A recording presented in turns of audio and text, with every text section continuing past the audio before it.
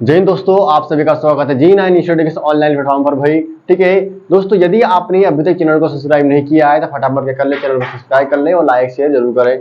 ठीक है, यदि भाई आपने अभी तक हमारे पिछले वर्णमाला के वीडियो नहीं देखे दोस्तों, तो जितने भी हमारे पिछले वीडियो है वर्णमाला के सभी देखिए। आपको मैंने डिटेल में पढ़ा है, डिटेल में समझा है। और आज दोस्तों हमारी क्लास होने वाली कौन सी? 12वीं। ठीक है, यहाँ दोस्तों आज हमारा लेक्चर कौन सा है? 12वां हमारा कौन सा है? लेक्चर है किसका? वर्णमाला का। समझते हुए आगे आ जाओ। चलो भाई, वर्णमाला में हमारा चल रहा है व्यंजन, और व्यंजन के अंदर दोस्तों हम क्या पढ़ेंगे आज? व्यंजन के अंदर पढ़ेंगे हम प्रयत्न के आधार पर। किसके आधार पर? प्रयत्न, या फिर हम बात करते हैं उच्चारण स्थान। प्रयत्न या उच्चारण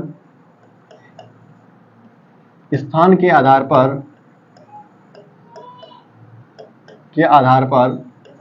व्यंजन के आधार पर व्यंजन का काम है नहीं कि उच्चारण प्रयत्न या उच्चारण स्थान के आधार पर व्यंजन। समझो भाई, बताओ मुझे कि उच्चारण स्थान के आधार पर हमारे व्यंजन कितने प्रकार के होते हैं। ठीक है, तो समझते हैं कि उच्चारण स्थान के आधार पर दोस्तों हमारे जो व्यंजन होते हैं ये होते हैं 8 प्रकार। कितने प्रकार के होते हैं? ये होते हैं हमारे 8 प्रकार के। अब देखते हैं दोस्तों कि हमारे 8 प्रकार कौन से। एक आता आपका इसके अंदर का कंठावी व्यंजन। कौन सा आते हैं? एक आते हैं कंठावी व्यंजन। दूसरा आता है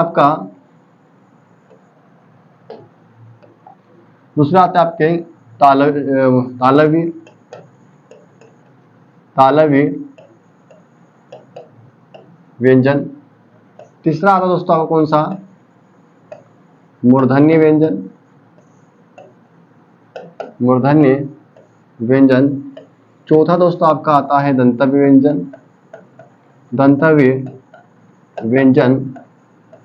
और दोस्तों पांचवा आपका आता है औष्ठ्य व्यंजन, यानी कि होंठ से बोले जाने वाले औष्ठ्य व्यंजन।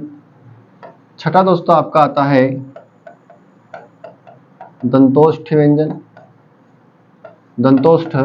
व्यंजन। सातवां दोस्तों आपका आता है वत्सरीय व्यंजन। और आठवां आता दोस्तों कौन सा? काकल्य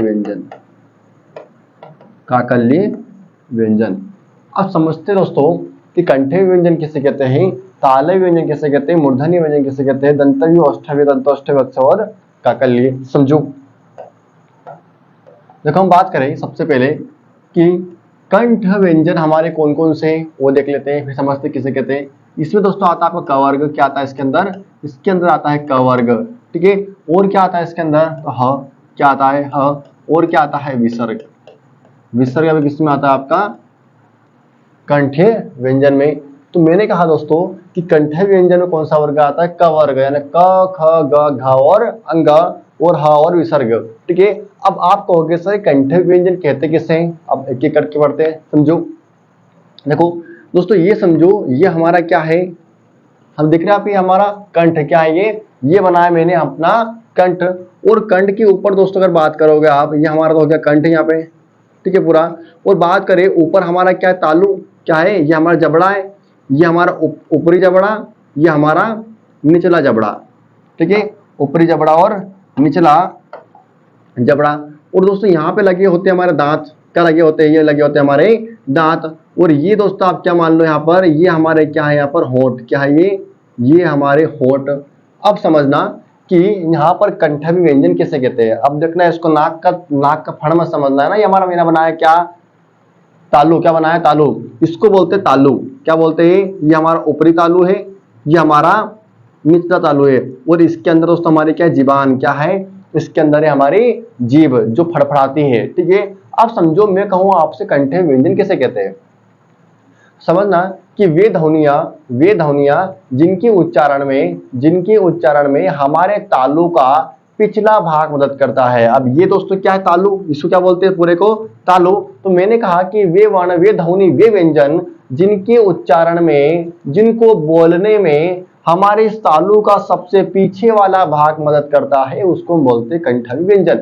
जैसे आप बोलो क ख ग घ अंग, तो जैसे आप बोलोगे क ख घ घ अंग, तो आपके तालु का सबसे पीछे वाले भाग में हमारी जीभान टच करती है भाई, क ख ग घ अंग। तो देखो कहां पर, यहां पर समझो, इस वाले भाग में हमारे जीभ टच करती है। तो क ख ग घ अंग करो एक बार, क ख ग घ अंग, यहाँ पे हमारी जीभ टच होती है, तो इसको बोलते हैं भाई यहाँ पर कंठव्य व्यंजन। क्या है ये हमारा आता है यहाँ पर कंठ। क्या आता है, कंठ। तो हमारी जीभ इस तालु के इस भाग को टच करती है, इसलिए हम बोलते हैं कंठव्य व्यंजन। कौन कौन सा आते हैं, क ख ग घ और अह और आपका विसर्ग। अगला कौन सा हमारा, तालव्य व्यंजन।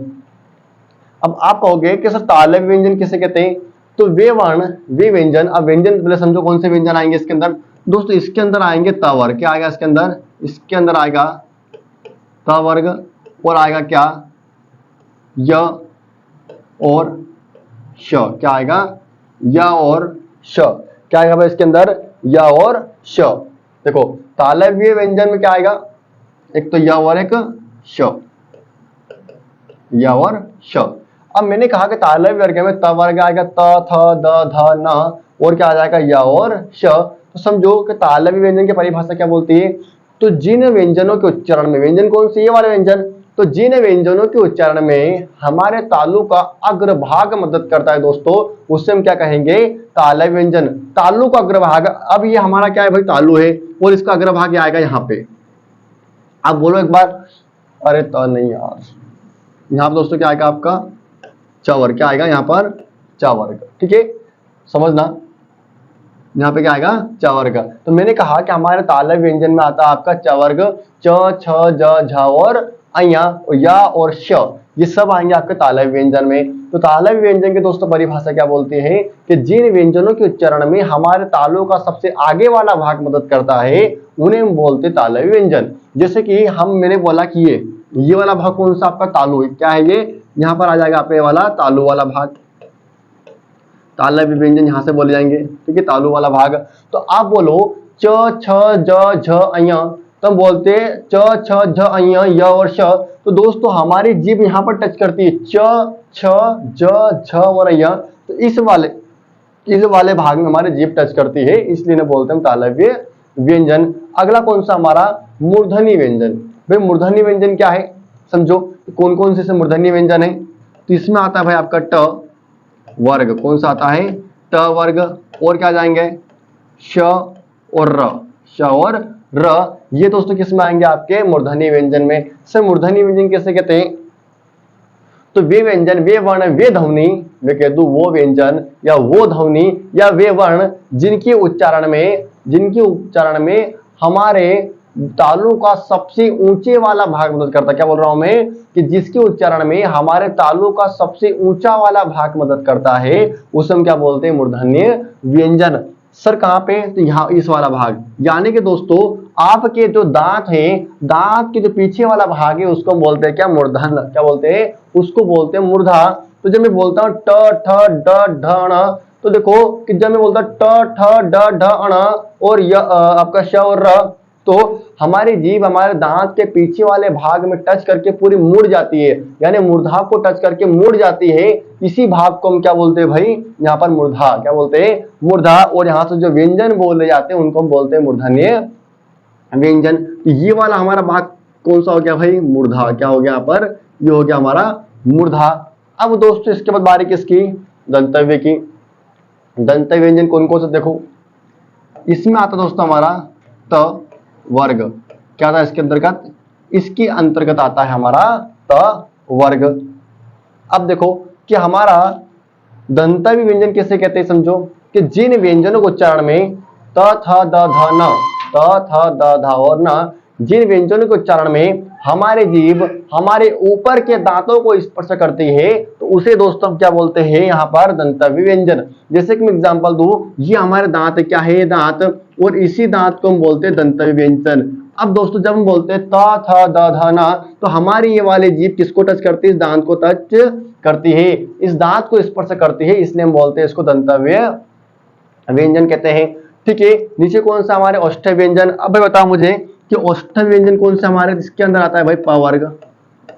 क्या आता है इसके अंदर, और इसमें ध्यान रखना, इसमें आपका ल और स भी आता है, ल और स भी आता है ता वर्ग के अंदर। ठीक है, औष्ठ्य व्यंजन में आता है आपका प वर्ग। सर ये प वर्ग क्या होता है, तो समझो कि जिन व्यंजनों के उच्चारण में या जिन ध्वनियों के उच्चारण में हमारे होंठ परस्पर मिलते हुए दिखाई देते हैं उन्हें हम क्या बोलते हैं, औष्ठावी व्यंजन। ठीक है, तो देखो यहाँ पर हमारे क्या है होंठ, और इन्हीं होंठ को हम बोलते हैं क्या, औष्ठ। क्या बोलते हैं, औष्ठ। और इनसे जो वर्ण बोले जाते हैं उनको बोलते हैं औष्ठव्य व्यंजन। तो यहाँ पे आपका हो गया कंठ, तालव्य, मूर्धा, दंत और औष्ठ।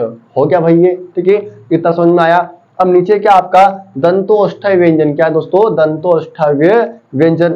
अब दोस्तों दंतोष्ठ्य व्यंजन में क्या आपका, तो समझो क्या आता है इसके अंदर, तो इसके अंदर आता है भाई व और फ, व और फ नुक्ता वाला। ठीक है, तो दंतोष्ठ्य व्यंजन में क्या होता है कि जिन ध्वनियों के उच्चारण में, ठीक है, जिन ध्वनियों के उच्चारण में हमारे ऊपर के दांत हमारे नीचे के होंठ को स्पर्श करते हैं तो उसे हम बोलते हैं दंतोष्ठ्य व्यंजन। क्या कहा मैंने, कि जिन वर्णों के उच्चारण में, व और फ के उच्चारण में ऊपर के दांत नीचे के होंठ पर आकर मिलते हैं, इसे हम क्या कहते हैं भाई, दंतोष्ठ्य व्यंजन।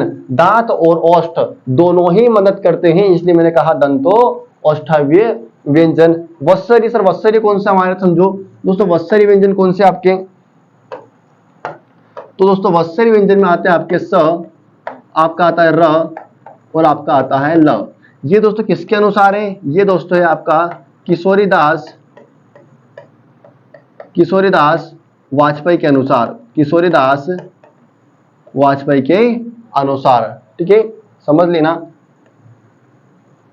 किशोरीदास वाजपेयी के अनुसार। यानी कि इसमें आता है स, र और ल। यानी कि दोस्तों वत्सरी व्यंजन क्या है कि जिन ध्वनियों के उच्चारण में हमारी जीभ हमारे मसूड़ों को स्पर्श करती है उसे हम क्या बोलेंगे, वत्सरी व्यंजन। क्या कहा हमने कि जिन व्यंजनों के उच्चारण में हमारे जीभ हमारे मसूड़ों को स्पर्श करती है उसे दोस्तों हम क्या कहेंगे, वत्सरी व्यंजन। जैसे कि स, र और ल। अगला क्या हमारा काकल्य। सर काकल्य व्यंजन कौन सा हमारा, समझो भाई काकल्य व्यंजन हमारा है ह। क्या है, ह। अब काकल्य व्यंजन कैसे कहते हैं समझो दोस्तों, कि जिन व्यंजनों के उच्चारण में वायु हमारे मुख से सीधे ही बाहर निकल जाती है दोस्तों, उसे हम क्या कहते हैं, काकल्य व्यंजन। क्या कहा मैंने कि जिन ध्वनियों के उच्चारण में, जिन वर्णों के उच्चारण में वायु हमारे मुख से सीधे ही बाहर निकल जाती है उन्हें हम बोलते हैं काकल्य व्यंजन। जैसे कि ह, जैसे हम बोलते हैं ह तो पूरी की पूरी वायु बाहर हो जाती है। अब आप इस कंफ्यूजन में मत रहना कि सर हा तो यहां पर भी है और हा यहां पर भी है। जब एग्जामिनर प्रश्न पूछेगा कि निम्न में से काकल्य ध्वनि है, ऑप्शन में आ जाए ह, ऑप्शन में आ जाए क, ऑप्शन में आ जाए च या ट, तो लगाना आपको ह है। क्या है, आपको लगाना ह है। लेकिन वो पूछे कि निम्न में से कंठव्य व्यंजन है, पूछ ले, वो ऑप्शन में आ जाए ह, ऑप्शन में आ जाए च, ऑप्शन में आ जाए ट और त, तो लगाना आपको ह है। ठीक है, अब आप समझोगे कि सर यहाँ पे भी स है और ल है, यहाँ पर भी स है और ल है, तो हम क्या पूछेंगे, प्रश्न उसी प्रकार से पूछेगा जिस प्रकार से आना है।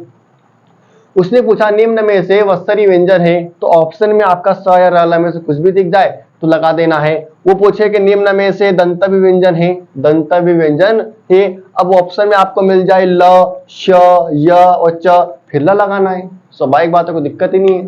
ठीक है, समझ गए। या वो पूछ ले एग्जाम में कि निम्न में से ल व्यंजन है, तो वत्सर्य है, दंतव्य है, तो पहली बार तो ऐसा प्रश्न देगा ही नहीं वो कि वत्सर्य और दंतव्य एक ही ऑप्शन में, क्योंकि व्यापम के अंदर क्या होता है भाई, हमारा जो कर्मचारी आयोग है इसमें बाद में क्वेश्चन डिलीट करना पड़ता है, क्योंकि पहले तो देते ही बाद में उसका आंदोलन होता है, वापस क्वेश्चन को डिलीट करना पड़ता है। तो ऐसे प्रश्न देता नहीं, और देता भी है तो पहली प्रायोरिटी आप देना वत्सर्य को, बाद में देना उसको। ठीक है, तो दोस्तों समझ में आया आपको, ये थे हमारे उच्चारण स्थान के आधार पर, किस पे थे, पर्यतन या उच्चारण स्थान के आधार पर हमारे व्यंजनों के प्रकार कितने हैं, 8 प्रकार के। कंठ व्यंजन, तालव्य व्यंजन, मूर्धन्य व्यंजन, दंतव्य, औष्ठव्य, दंतोष्ठव्य, वत्सर्य और हमारा काकल्य। इतने दोस्तों हमारे क्या है, व्यंजन है 8।